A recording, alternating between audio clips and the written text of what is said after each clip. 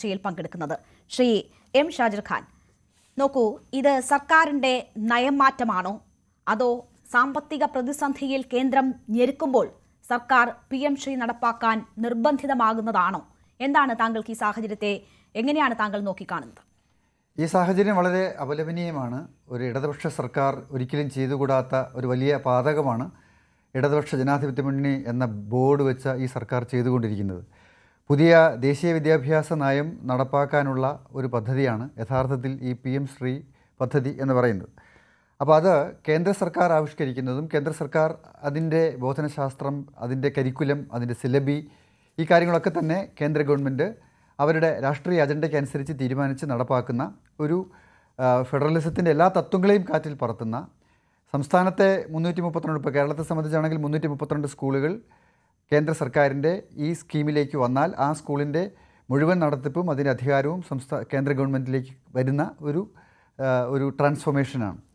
അപ്പോൾ അത് അങ്ങനെ ഒരു കാര്യത്തിന്, അങ്ങനെ ഒരു എന്താ പറയുക, നമ്മുടെ സമൂഹത്തിൻ്റെ വിദ്യാഭ്യാസത്തിൻ്റെ സകലമാന തത്വങ്ങൾക്കും വിരുദ്ധമായിട്ടുള്ള, ജനാധിപത്യ വിരുദ്ധമായിട്ടുള്ള ഒരു നടപടിക്ക് കൂട്ടുനിൽക്കുന്നു. പകരം 1000-ലേറെ കോടി രൂപ അതിന് പകരമായി കേന്ദ്ര ഗവൺമെൻറ് കൊടുക്കും. അപ്പോൾ പണം വാങ്ങി യഥാർത്ഥത്തിൽ നമ്മുടെ പൊതുവിദ്യാലയത്തെ ഈ പറയുന്ന സംഘപരിവാറിൻ്റെ അജണ്ടയ്ക്ക് തീരെഴുതുകയാണ് യഥാർത്ഥത്തിൽ സംസ്ഥാന സർക്കാർ ചെയ്തിരിക്കുന്നത്. ആ സംസ്ഥാന സർക്കാർ എന്ന് പറയുമ്പോൾ സംസ്ഥാന സർക്കാരിനെ പോലും വിശ്വാസത്തിലെടുക്കാൻ, അതിൻ്റെ മന്ത്രിസഭയെ വിശ്വാസത്തിലെടുക്കാൻ പോലും ഈ ഗവൺമെൻറ്റിന് കഴിഞ്ഞിട്ടില്ല. കാരണം ആ ഗവൺമെൻറ്റിലെ അതിലെ ഘടകകക്ഷിയായിട്ടുള്ള CPI ഉൾപ്പെടെയുള്ളവർ ശക്തമായ വിയോജിപ്പ് നേരത്തെ രേഖപ്പെടുത്തിയിട്ടുണ്ട്. അത് ശരിയാണ് താനും. അവർ പറഞ്ഞിരിക്കുന്ന കാര്യങ്ങൾ ഇത് വളരെ വർഗീയമായ അജണ്ട മാത്രമല്ലല്ലോ. PM ശ്രീ എന്ന് പറയുമ്പോൾ എന്താ പറയുക, അതിൽ സെൻട്രലൈസേഷനാണ്, കേന്ദ്രീകരണമാണ്. തീർച്ചയായും ശ്രീ ഷാജിർ ഖാൻ, നോക്കൂ, CPI എതിർപ്പുയർത്തുന്നുണ്ട്. CPM-ഉം പറഞ്ഞു വന്നത് ഈ ദേശീയ വിദ്യാഭ്യാസ പദ്ധതിക്കെതിരായിട്ടുള്ള നിലപാടുകൾ തന്നെയാണ്.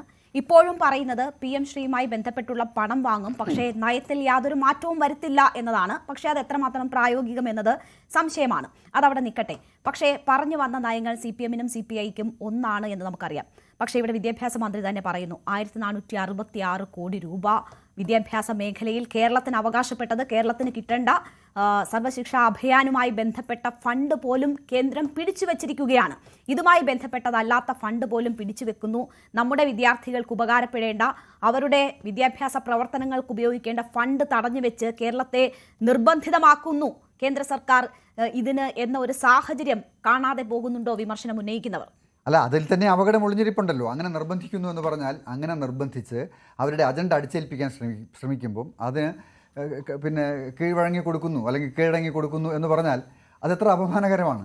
അങ്ങനെയാണെങ്കിൽ ഇടതുപക്ഷ സർക്കാർ അല്ലാത്ത തമിഴ്നാട്ടിൽ MK സ്റ്റാലിൻ്റെ സർക്കാർ ഈ പദ്ധതിയിൽ 10,000 കോടി രൂപ നിങ്ങൾ തരാമെന്ന് പറഞ്ഞാലും ഒപ്പിടില്ല എന്ന് പറയുന്നല്ലോ. അപ്പോൾ നമ്മൾ അത് എന്തുകൊണ്ടാണ് കാണാതെ പോകുന്നത്?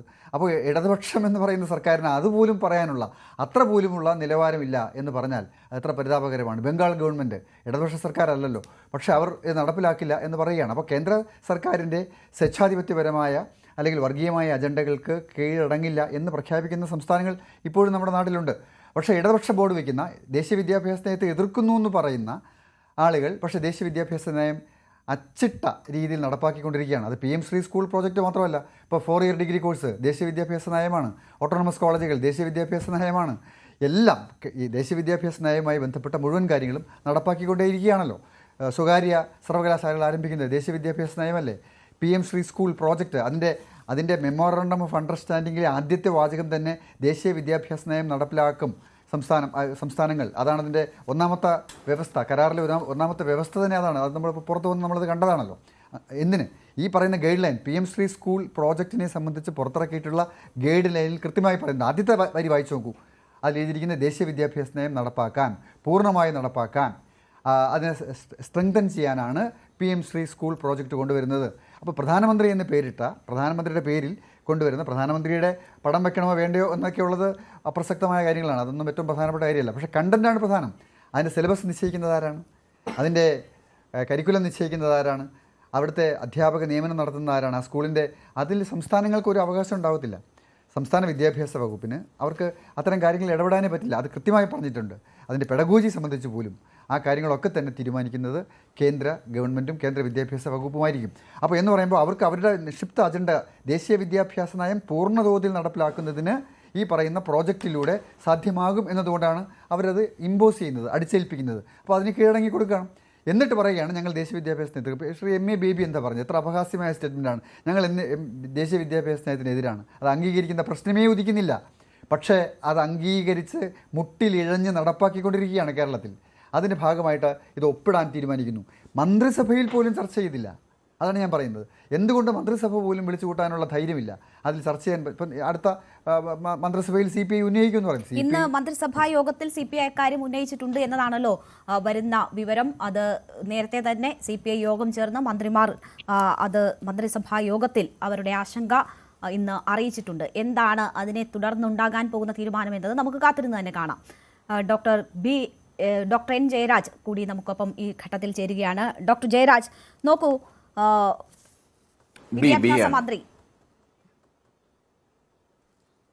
വിദ്യാഭ്യാസ മന്ത്രി കുട്ടികൾക്ക് കിട്ടേണ്ടുന്ന പണം എന്തുകൊണ്ട് എന്നല്ല അവിടെ തിരുത്തണം, ഇൻഷുറൻസ് തിരുത്തണം. എന്നല്ല, ബി ആണ്, ബി ജയരാജാണ്. Doctor B Jayaraj. ഓക്കെ, ഞാൻ അപ്പോൾ പറയാൻ ഓക്കെ. ഡോക്ടർ B ജയരാജ്, നോക്കൂ, വിദ്യാർത്ഥികൾക്ക് ലഭിക്കേണ്ടുന്ന തിരുത്താൻ പറയണം.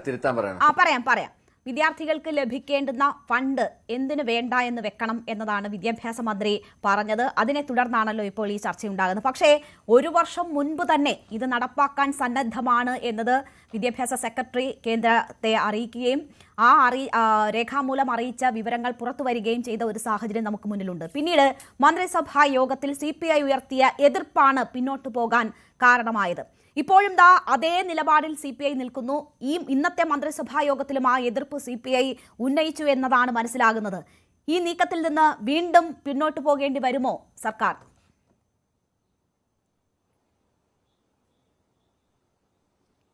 ഇതിനകത്ത് നമ്മൾ ആദ്യമേ മനസ്സിലാക്കേണ്ടതെന്ന് വെച്ച് കഴിഞ്ഞാൽ, ഈ UPA സർക്കാരിന്റെ കാലത്ത് ഒരു മുസ്ലിം വിദ്യാർത്ഥികൾക്കൊരു സ്കോളർഷിപ്പ് ഏർപ്പെടുത്തിയിരുന്നു.